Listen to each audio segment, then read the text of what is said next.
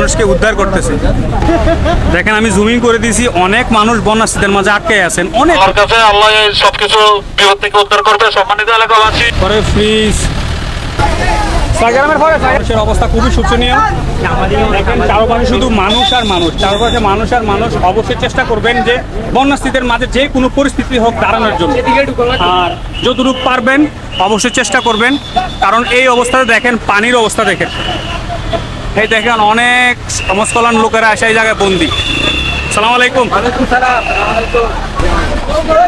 ভাই, সবাইকে ধন্যবাদ ধন্যবাদ, সবার পাশে দাঁড়ানোর জন্য ধন্যবাদ।